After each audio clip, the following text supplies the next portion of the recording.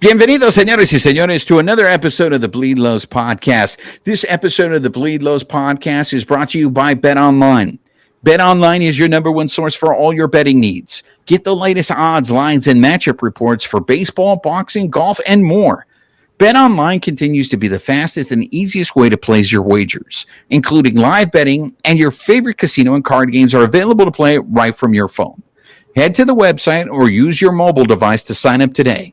Get in on the action, and remember to use promo code BELIEVE, B-L-E-A-V, for your 50% welcome bonus on your first deposit. Bet online, where the game starts.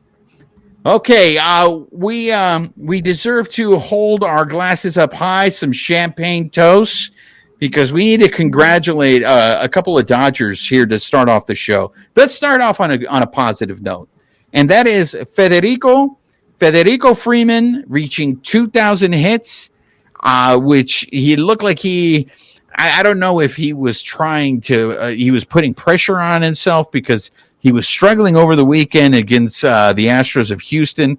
He needed 2 hits for a while, but then he ended up pulling through and he got to the 2,000. So congratulations, Federico. That is a great accomplishment. And like the Dodgers so often do, they raised their champagne glass for him in the clubhouse.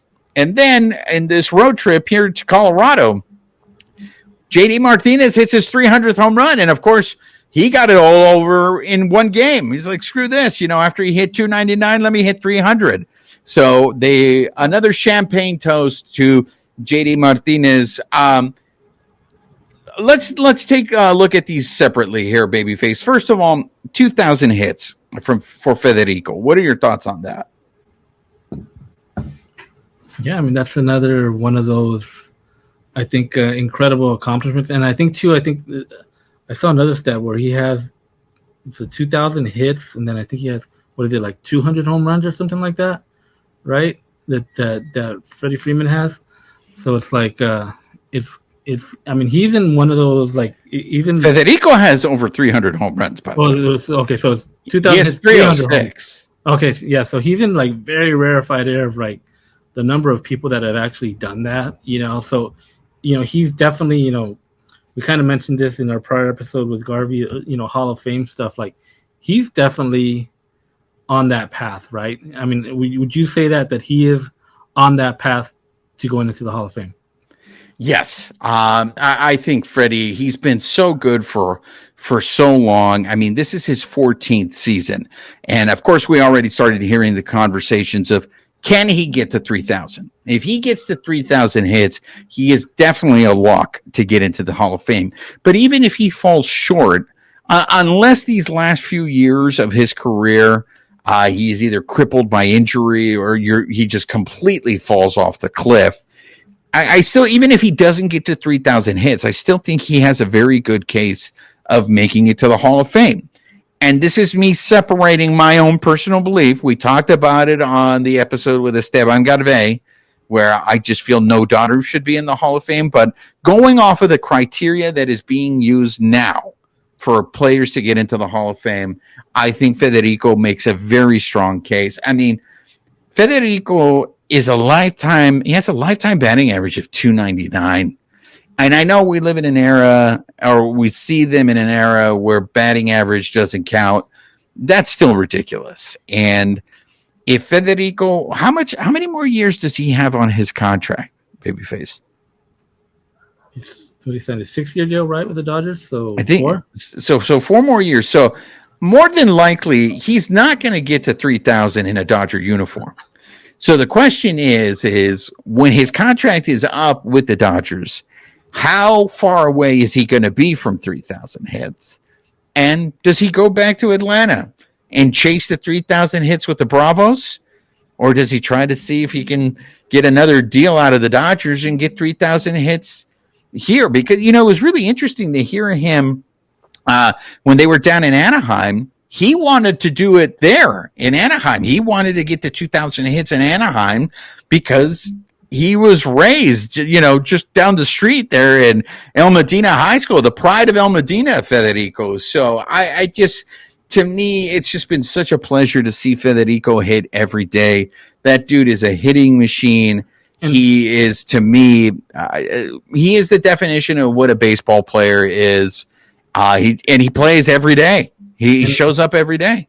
And he's 33, right? So he has, if it's correct, right, 4 more years of the Dodgers, right?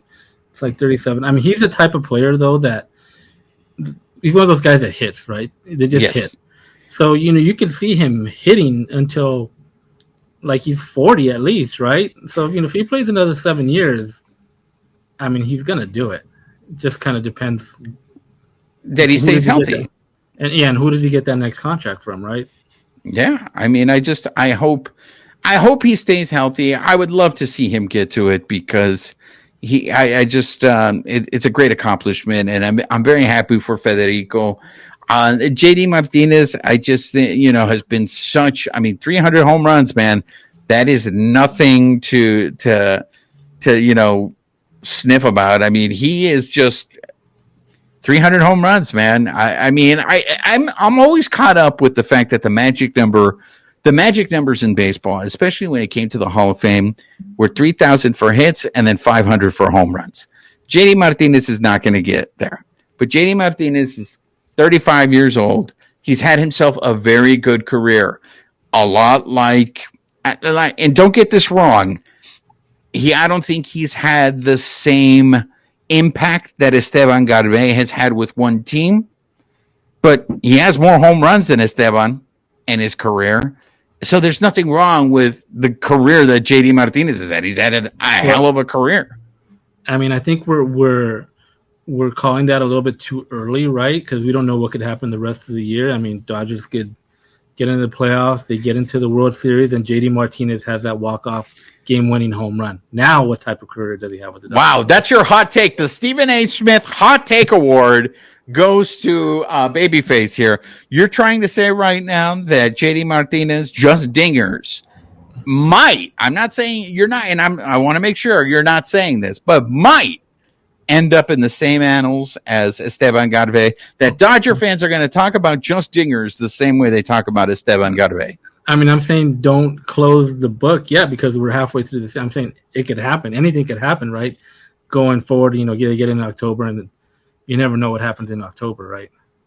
Yeah, but here's a guy, he's got a lifetime, just over 1,500 hits. Just to put it into perspective what Federico was doing, right? He's 2 years older. JD Martinez is 2 years older than Federico, and Federico's already at 2,000 hits. So it's a tribute to the players, and this is my argument all along. Everybody that plays in Major League Baseball is good, but they are just some that are just an upper tier, and those are the ones that I feel deserve a special recognition. I mean, but also too, we understand what these guys are doing on the field for the Dodgers, right? Both, JD Martinez having a phenomenal season for the Dodgers, right? I mean, and so far the 2 years that we've had Freddie Freeman, incredible career so far as a Dodger, right? But we got to think of Andrew Friedman as well. I mean, these are steals. I mean, the JD Martinez 1 year, $10 million, right? The contract that Freddie Freeman got. I mean, these are steals for these guys. Obviously we still got more time on Freddie Freeman, but 1 year, $10 million for JD Martinez. I mean, that's a steal. And that's one of the reasons why that is my trepidation. This is why I have pause when it comes to, we're going to switch over to the Shohei Ohtani show. When people say, hey, the Dodgers are a lock to get Ohtani, the Dodgers like to make contracts on their terms, and they don't like to lose deals. And you just cited two perfect examples. I think Federico is underpaid. For the performance, the numbers, the productivity that you get from Federico, he's outplayed the contract that he has with the Dodgers, right? But that's Andrew Friedman. So that's what gives me a little bit of pause with Shohei Ohtani, because it's just like, yeah, they're not going to just pull up the Brinks trunk for him, right? They're going to try to get him at a deal that is best for them.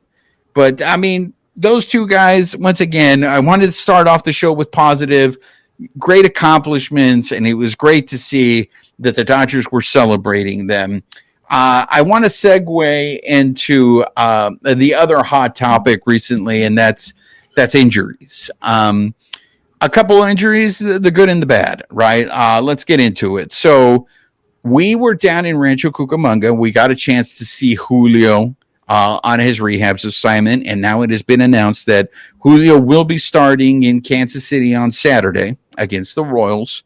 If you haven't seen the interview that we did with Julio, go to our YouTube channel. Make sure you subscribe it. It is only available on the YouTube channel. We asked him how he was feeling. He felt good. He sure did look good, right? And I will preface it by saying he was facing single A competition. I mean, even the guys in the booth who were calling the game were just talking about what. Do you remember what the numbers were on the drop on his curveball, babyface? How much it was dropping? I don't remember like the numbers. I mean, but yeah, I mean, he was looking ridiculous, and he was making, some of these single A guys just like, I mean, they've never played baseball, right? I mean, he was making them look pretty silly up there, and I mean, and that's kind of, I mean, you don't even, I've heard a lot of people saying like, "Wow, that's what you kind of expect." I mean, you don't kind of really expect that. I mean, yeah, you'll see it here and there, but he's not there trying to dominate them, right? He's there trying to just get his work in. He's coming back from injury, kind of make sure his pitches are working. He's not getting hurt, right? And everything's back to normal. If he got hit a little bit here and there, it's totally normal and nothing to even worry about, right? He's just kind of getting his work in. But like you said, he just looked really good that day. 8 strikeouts in 4 innings of work. He was throwing a lot of strikes. He made 60 pitches right on the dot. And he had, I think, either 45 or 46 strikes.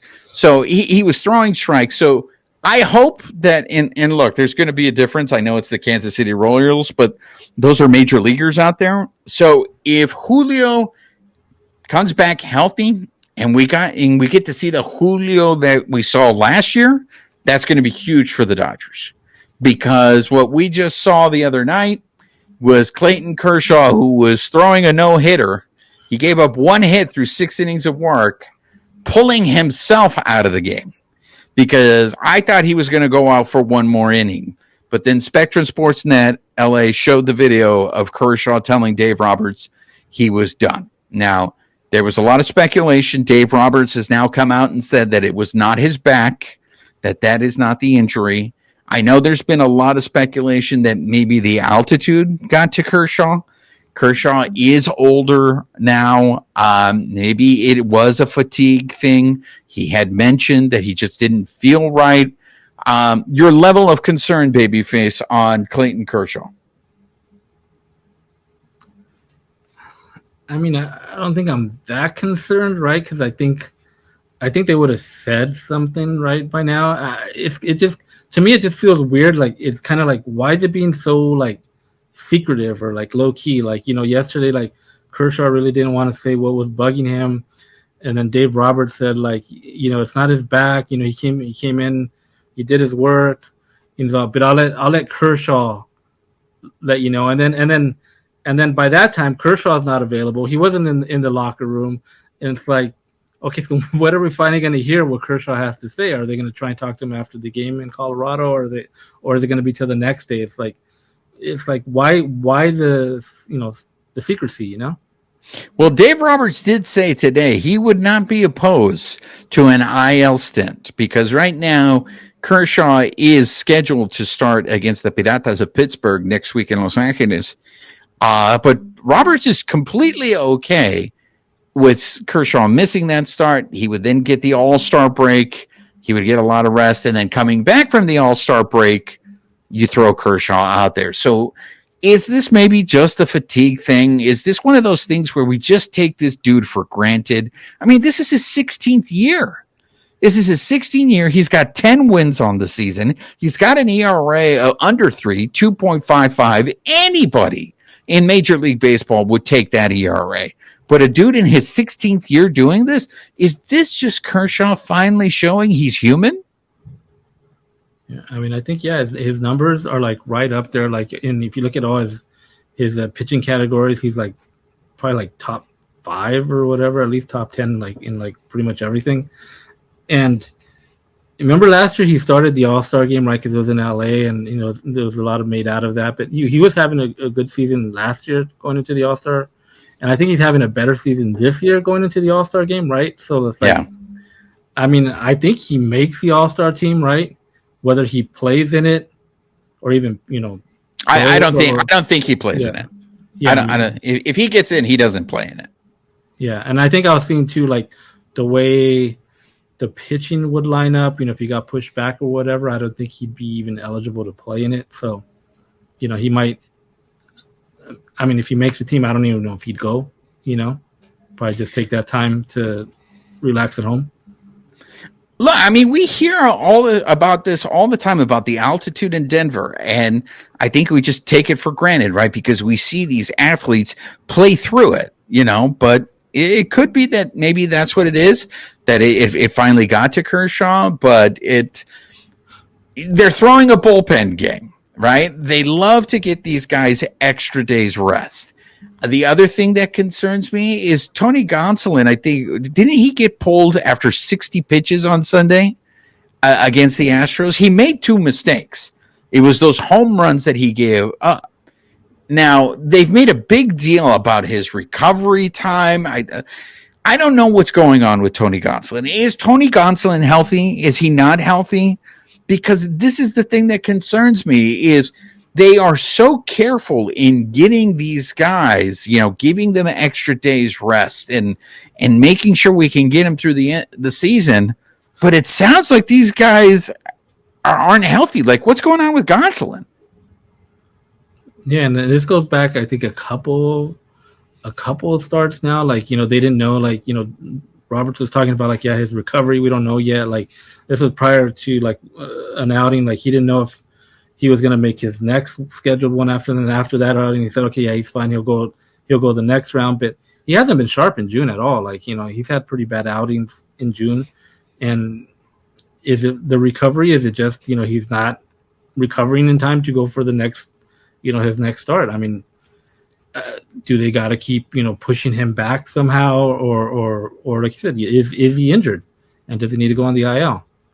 I mean, if he has a lower pitch count than everyone else, I found it very interesting. I mean, it was a 4-1 ball game at that point. He had only made 60 pitches. The bullpen is overworked. I mean, this was coming off of a game that you had to go to the bullpen a lot, the prior game. So why Roberts had such a quick hook with him, I don't know if it was because he was trying to go for the sweep or there is something wrong with Gonsolin. I mean, this is the thing that concerns me is, again, the pitchers. We keep saying these guys are going to get healthy. These guys are going to get healthy. It was just reported that Dustin May just barely started playing catch. So Dustin May hasn't even started a throwing program.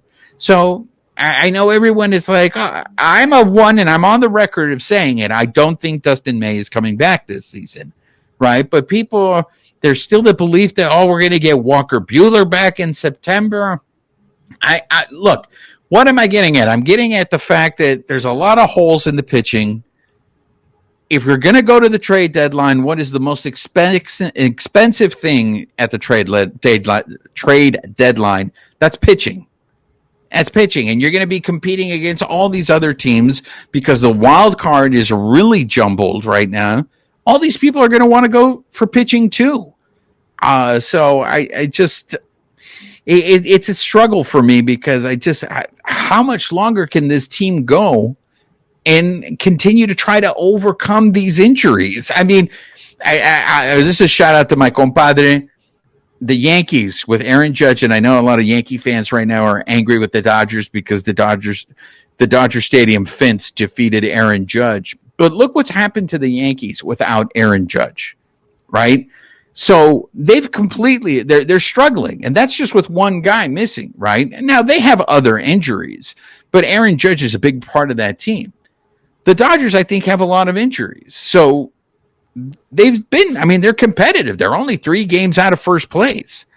If something happens with Gonsolin, if something happens with Kershaw, it's okay. Now we get Urias back, but we're still in the same situation where we're throwing a bullpen game every 5th day. Sometimes we're going to do back-to-back bullpen games because we got to give these starters an extra day. Emmett Sheehan is a young dude.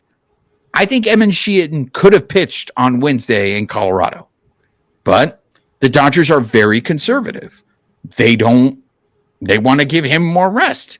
He'll probably pitch on Thursday now in Colorado. That's on 6 days rest. Yeah, and that's the thing too with the pitching, right? Like, you had the injuries with Julio and Dustin May, right? And then we don't know what's going on with Gonsolin. And then we got Emmett Sheehan. We're like, okay, things are looking up, right? Julio's coming back, things are looking up.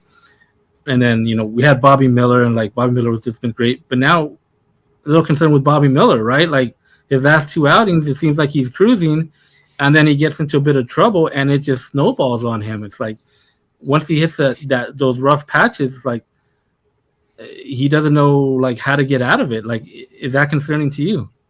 No, I think those are growing pains.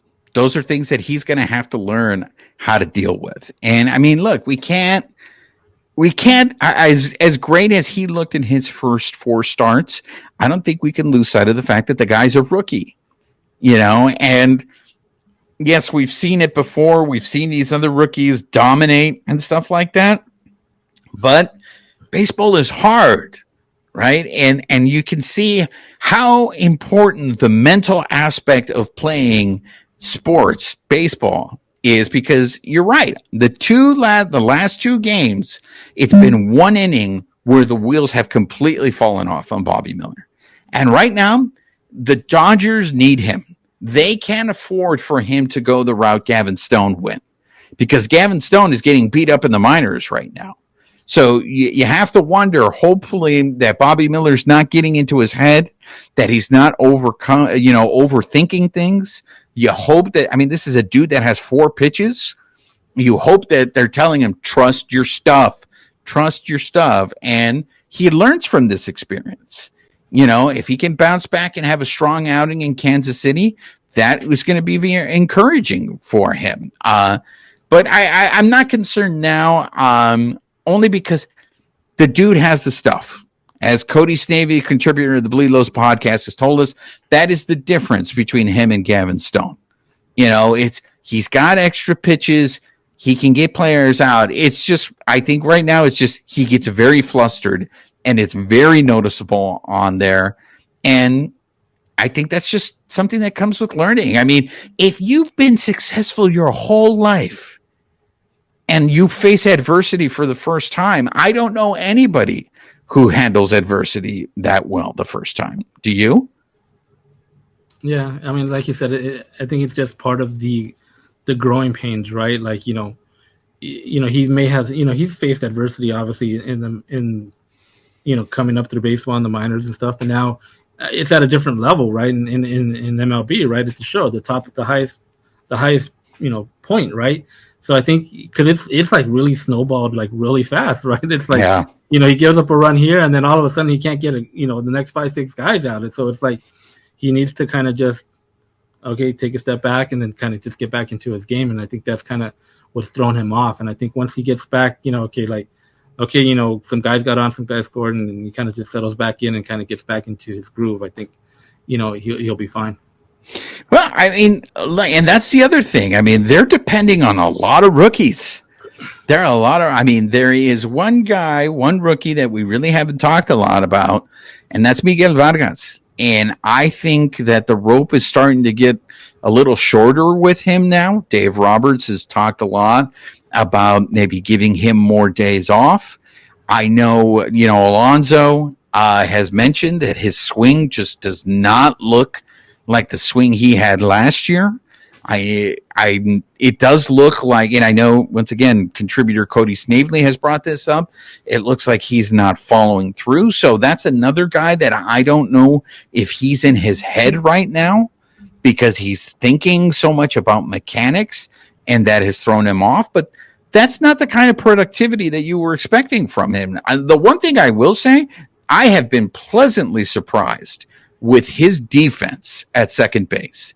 I did not think he would be this good defensively at second base. And the fact that he's not hitting has not affected his defense. I want to give him credit for that, and kudos for that kind of stuff. But I am curious to see what's going to happen now. I want to address one of the things that you had mentioned before, and that was Max Muncy came off of the injured list, and Michael Busch got sent down. And Yoni Hernandez got called up, and you're just like, why Yoni? I mean, why are you sending Michael Busch down? I have a theory on that, and I want to throw it by you, Babyface. You let me know if you agree.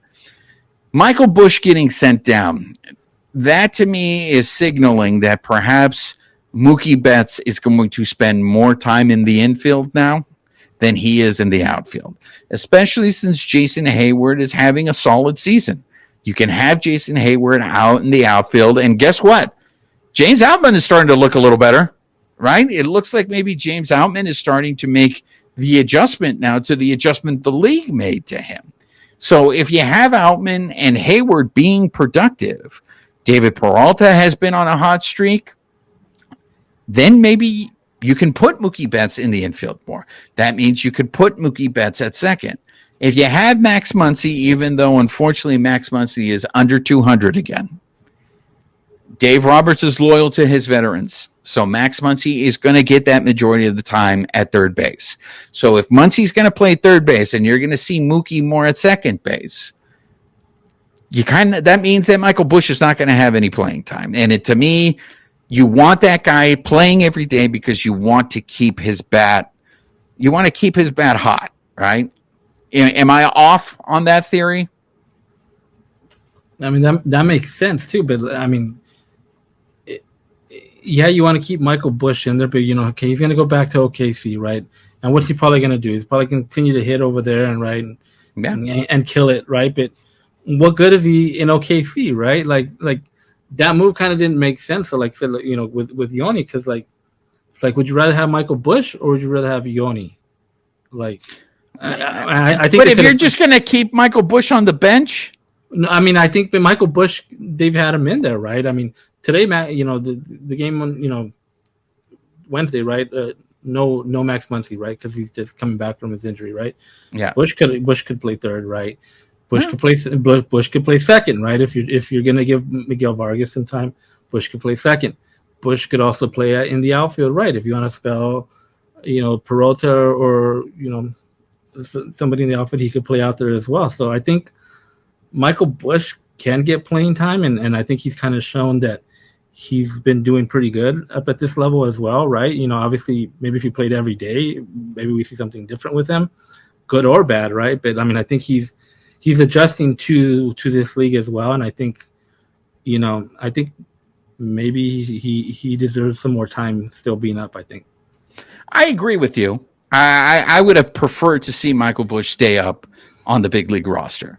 But I'm just saying, I'm trying to look at it the way they look at things. I think we've known this team, this organization long enough that we can figure out the reason why they make certain decisions. I think the other thing that factors in is that Michael Busch is a left-handed bat.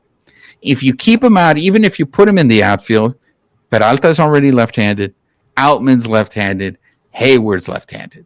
They become more lefty-heavy, and these are the guys that love, hey, left-handers on the mound, we got to have an all right-handed lineup, except for Federico. So they love to do those options, but I agree with you. I hate to see Michael Busch go down just because it seemed like he was starting to get a little more comfortable. Did you see that? I at least to me, he felt more comfortable at the plate. I mean, I've kind of seen that since he's been up. I don't think he's been intimidated at all. I mean, you go back to his first call up, at the beginning of the year, when he had that big hit in San Diego, right? And then that one game, I think it was a Sunday game, right? And then Outman hit the home run after him, right? I mean, since then, I mean, he's looked good, at the plate. He doesn't look intimidated. He looks like a big league hitter, and I want to see him up at this level, and continue to see what he does. But I do agree with you. I think they are playing Mookie. I've seen a lot of stuff on saying should Mookie be just your everyday shortstop? Just go with him. Just put him there permanently for the rest of the year. Well, if you do that, you don't have to worry about training for a shortstop. I know in the beginning of the year or even recently, everybody's talking about Tim Anderson, but Tim Anderson's not having a good season, and Tim Anderson's going to cost you a lot. So you always want to go ahead and see if you have in-house solutions. Clearly, maybe and Mookie has shown. I mean, he has surprised me with his defense at shortstop. And I know it was one of those things I heard, like he came up as an infielder. He was drafted as an infielder. So this should not be a surprise to everyone that he can play the infield. But look, it's still the major leagues. He's playing major league shortstop, right? So if that is the in-house solution, is because Miguel Rojas is great defensively, but the bat, unfortunately, is not at the level of his defense. And sooner or later, this lineup is so top heavy, that you hope maybe if James Outman starts turning around, and that's, I think, where the disappointment is with Miguel Vargas, is that you're not getting that production. And if you had that production at the bottom of the lineup, it helps solve a lot of these problems, right? I mean, there was a period, they swept the Angels, but they scored 2 runs in each game. So it's not like the offense is completely clicking on all cylinders sometimes. So one of those games was against Shohei as well, Shohei Ohtani. So there we go. We got our obligatory Shohei Ohtani mention here before we become the Shohei Ohtani show. I want to switch to a topic, and I don't know if you saw this. Our friends at Baseball is Not Boring had a very interesting interview with Kenley Jansen. And this is a conversation that we have brought up. We talked with Jorge Castillo when he was on the show, when he did his piece on Kenley, and with Justin. And I asked Jorge, have you asked these guys why all of a sudden they're okay with playing for Alex Cora? And the fact that the Astros were just here this weekend, there was still that whole debate. I know a lot of the Dodger fans were upset that people were telling them, hey, get over it. Get over it. It happened a long time ago. And Bill Plaschke wrote a whole article basically saying you should boo them, but there's only 2 Astros left on that team from that 2017, and those guys did get booed this weekend, right? So obviously that is not going to go away. But our friends at Baseball is Not Boring had a conversation with Kenley Jansen, and Kenley Jansen said that they met the Dodgers that were on that 2017 team that are now playing for the Las Medias Rojas. Quique, Justin Turner, and Kenley Jansen had a meeting with Alex Cora, and basically Alex Cora apologized to them.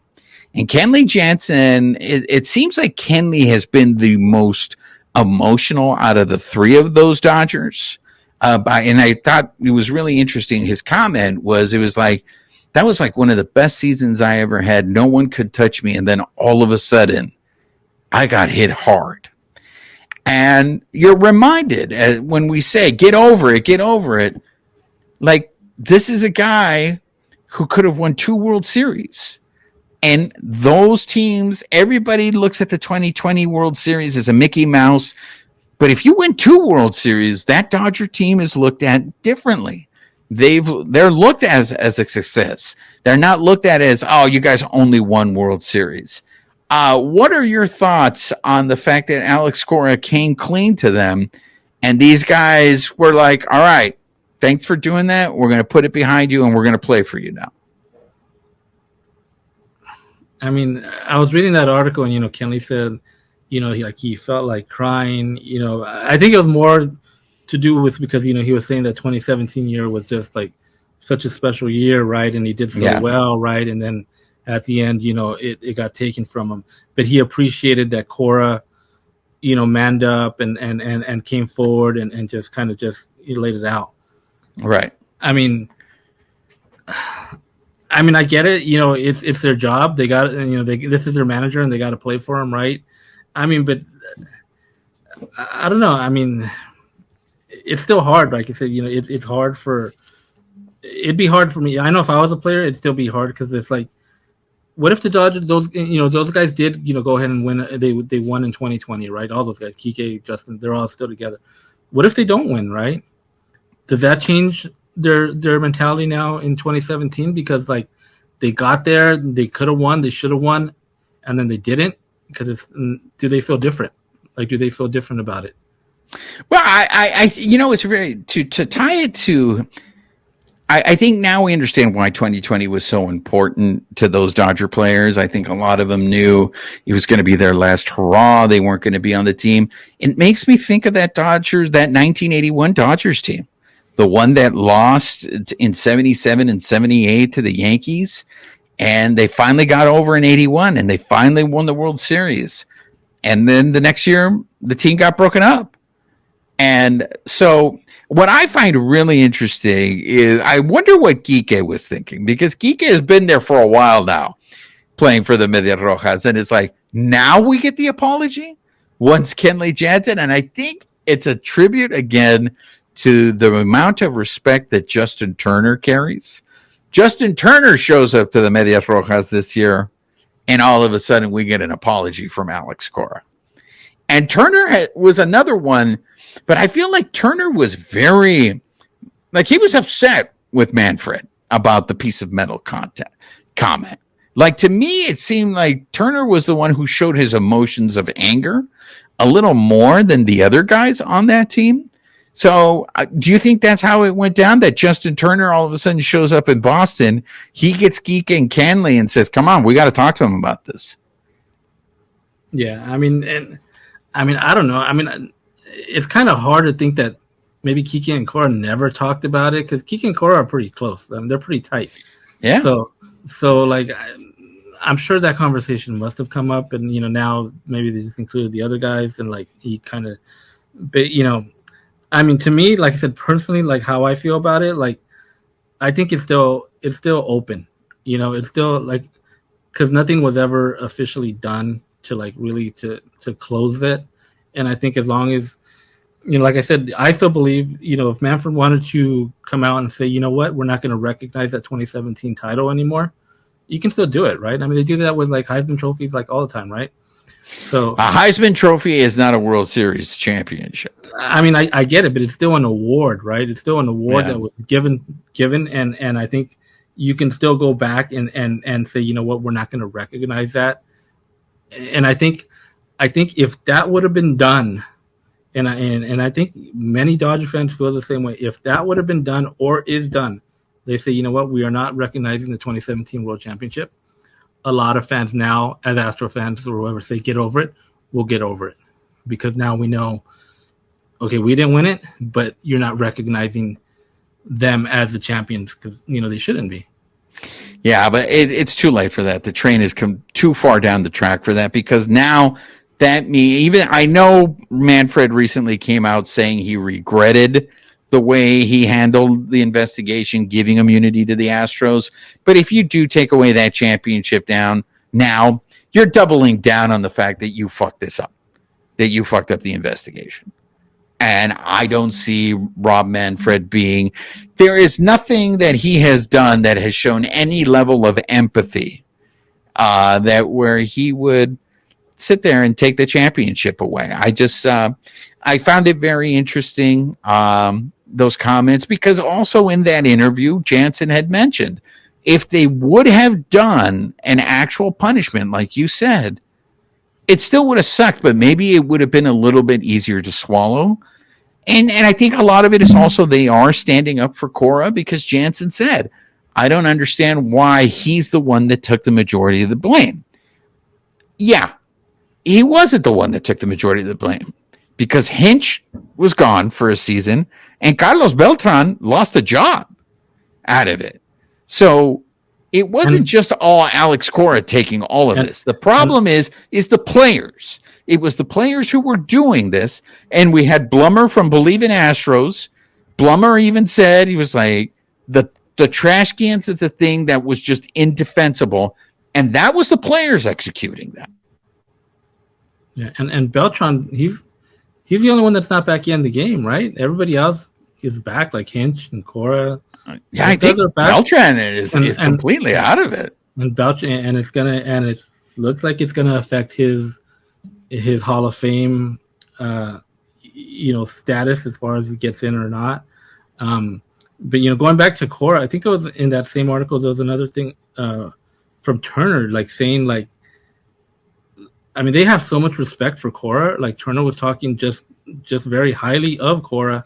Yeah. As a type of manager that he is. So it's like, it just kind of doesn't make any sense. Like, there's so much respect for Cora in the game, but yet, he went ahead and did, what he did. It doesn't make sense to me.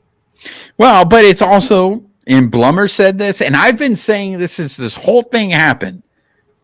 There were other teams, like I said, in that book, the Dodgers' name was mentioned way too many times for my comfort in there. Yes, maybe they did not go to the level that the Astros went to, but maybe that's how Cora justified what he did. If other teams are doing it, then I need to do it, and I need to make sure that we're doing it better than the other teams, because it's all about getting that advantage, right? Yeah, if you're on the team and you're like, hey guys, we have a system, we're gonna bang over here some cans, so you as a player, like, hey, that just doesn't sound right? Like, how would you that's to a degree of cheating and trying to sign steal that is completely different than, I'm on second base and I'm getting a peek of the signs and I'm gonna relay. It's completely different. It's completely black and white. Like, I don't understand how any of those guys even went along with that. Well, I want to end the show with this, because this is a story for my compadre. When we were playing baseball when we were kids, my compadre had a knee injury and he was on crutches, and he was on the opposing team in the dugout. He couldn't play, but he was in the dugout and he was stealing all our signs, and he was literally calling out the pitches as they were coming towards the batter.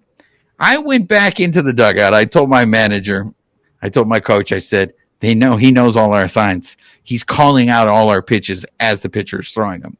So you know what my coach did?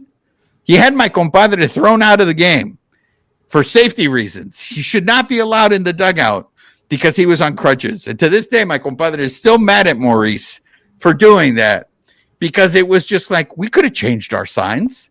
And that's the one thing that I always forget about this story, is that game 4, when Alex Wood pitched that gem and him and Austin Barnes switched up their signs. So that's the thing that's even more infuriating to me, is like, why did Alex Wood and Austin Barnes decide to switch up their signs? And why didn't the rest of the staff do that in game 5?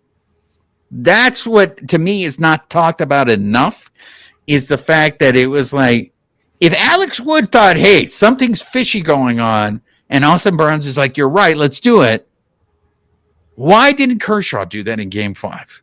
Why didn't the staff? So, look, I'm not justifying what the Astros did, but at the same time, it's like it's about coaching, right? You can't get out coached there. So, anyways, that's a lot of baseball talk there. We haven't done some baseball talk. We've been interview heavy on the show lately. But Babyface, any last words? Yeah, a lot of those interviews too. Like, we wanted to put them on the show. Like, I have tons of interviews from the gala, and I'll just drop some of those, kind of the best of what we got at the gala. We were, Juan was out there asking them, what that felt like. Was it a wedding and quinceañera? So we got a lot of great responses from that. Just David Peralta, we finally got to the question I'd been asking. It's like, why did he come out to his walk-up song, right? Why is that his song? And he explained it to us. So yeah, so for those of you who want to know why David Peralta selected the Chona as his walk-up show, make sure you're subscribed to our YouTube channel. You'll be able to see these interviews. You're going to be able to see content that we don't drop on the podcast. So make sure you're subscribed that way. You're also, once we start dropping those interviews from the gala, you're going to be able to hear all the love that the Undertaker gave on the Undertaker got on the blue carpet. There was a lot of love for the Undertaker on the blue carpet at the Los Angeles Dodgers Foundation Blue Diamond Gala. Before we end the show, we don't know how we did with picks last week, because the Rockies and the Dodgers series has not been completed yet. There's still one more game. That being said, let's go into our picks for the following. It's going to be 7 games. I think I might win this past week though. You have a chance. 4-2. I'm really close, right? 4-2. You have a chance, or I have a chance because I went 3-3. Okay. So if the Dodgers win the finale with Emmett Sheehan on the mound, then Babyface will win, and then we'll be tied. But if the Dodgers bullpen has a meltdown like they did on Wednesday, then I will win and I will take the lead. But that being said, the next group of games that we are going to cover will be 3 in Kansas City against the Royals and then 4 against the Piratas of Pittsburgh. I'm going to go first. The fact that this Kershaw thing is up in the air makes me a little nervous in terms of pitching depth. Gonsolin makes me a little nervous. I know Urias is going to have a real short leash on Saturday. So I'm afraid the bullpen is going to get overworked. It's supposed to be hot in Kansas City this weekend, and there is rain in the forecast. So I feel that's also going to impact maybe some pitching. That being said, I think the Dodgers will go 4-3 on this next 7-game stretch. Babyface? So 3 in KC, 4 in LA, right? Against the That's correct. Okay, so I'll go 5-2. Right.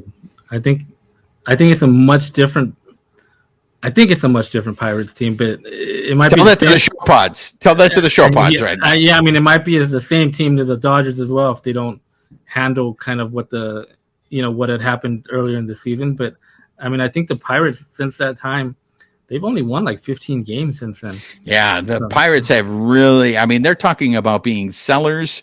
I know there's a lot of chatter on social media that the Dodgers should be looking at Andrew McCutchen. I know that. How about Rich Hill? Exactly. Dick Mountain. There's a lot of Dick Mountain talk. I mean, look, if Dick Mountain can give you 5 innings, maybe that is something to go ahead and consider, because I think you're going to need pitchers to help get you through the rest of the season the way they are dropping like flies. So that's going to do it for this episode of the Bleed Lows podcast. Again, make sure, spread the word, guys. Let people know about the Bleed Lows podcast. Let them know, look, we went down to Rancho Cucamonga, and my apologies to the Rancho Cucamonga residents. I took a low blow at you guys on one episode, and, I actually had fun. That was the first time I'd actually gone to a Quakes game. Aftershock and Tremor greeted me. There's video of that you can find on our social media. But make sure you're subscribed to the podcast and to our YouTube channel. Yo ha sido su servidor, Juan Ramírez, de parte de mi colega Babyface. Nos vemos para la próxima. This episode of the Bleed Lows podcast has been brought to you by Bet Online, where the game starts.